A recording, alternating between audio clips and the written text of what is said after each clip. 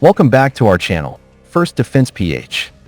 Today we'll discuss one of the most ambitious moves in the history of Philippine military modernization, the United States' official approval to sell 20 F-16 Block 7072 Viper fighter jets to the Philippine Air Force. This major deal was announced following a visit by U.S. Secretary of Defense Peter Het to Manila to meet with the Philippine president and senior defense officials. This isn't just routine diplomacy. It's a clear message about the strategic direction of the Philippine-American alliance amidst the escalating security situation in the Indo-Pacific. However, behind this big news, many important questions arise. Why is the F-16 Viper a top priority for our Air Force? What are its advantages over fighter jet offerings from Sweden and South Korea? And last but not least, how will the Philippines finance this contract, worth over PHP 300 billion? Furthermore, what are the implications for our air defense strategy, especially in the face of the direct threat from China in the West Philippine Sea? Let's delve deeper into how the Philippines will finance it.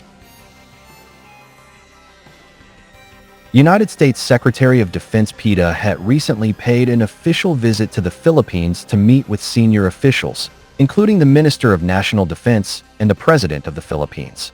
This meeting was not just a regular diplomatic event, but a strategic step to discuss the future of defense cooperation between the two countries. The United States government has publicly stated that it is currently prioritizing defense relations with countries in the Indo-Pacific region, including the Philippines. This focus arises because Washington views China as the greatest threat to regional stability, a threat also directly felt by the Philippines, particularly in the West Philippine Sea. During the meeting, Minister Het confirmed that the United States will continue its $500 million, or over PHP 8 billion, military assistance to the Philippines. This amount is significant in supporting the Armed Forces Modernization Program, including the purchase of new defense equipment. Washington hopes this commitment will also encourage the Philippine government to allocate a larger defense budget, in line with U.S. President Donald Trump's policy of increasing the military capacity of allied countries, particularly through the purchase of American-made defense equipment. The culmination of the discussions between the two parties was the official announcement by the U.S. Department of Defense that it had approved the sale of 20 F-16 Block 7072 Viper fighter jets to the Philippine Air Force, PAF, an aircraft that has long been a priority target for the PAF. Based on this approval, the maximum contract value is approximately $5.58 billion or over PHP 300 billion. This figure includes a complete package, including more than 100 modern missiles, spare parts, support subsystems, and maintenance equipment to ensure the aircraft are always in top condition. However, the final price could be lower depending on the specifications selected by the Philippines. In addition to the new purchase, reports are circulating that the U.S. will also consider transferring used F-16 fighter jets to the Philippines once this deal is finalized.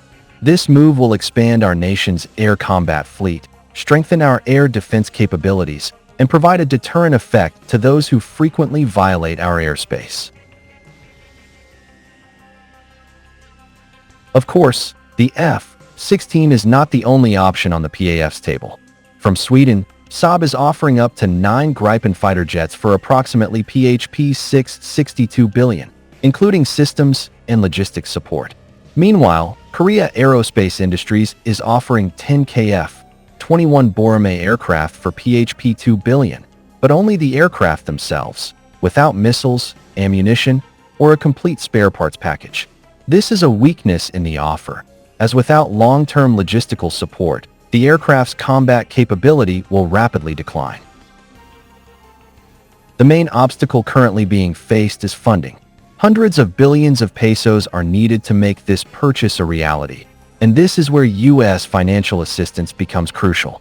Without such support, the procurement program could be delayed, even though the F-16 Viper would be a significant boost to the Philippines' air defense capabilities. Not surprisingly, China immediately reacted strongly to the approval of this F-16 sale.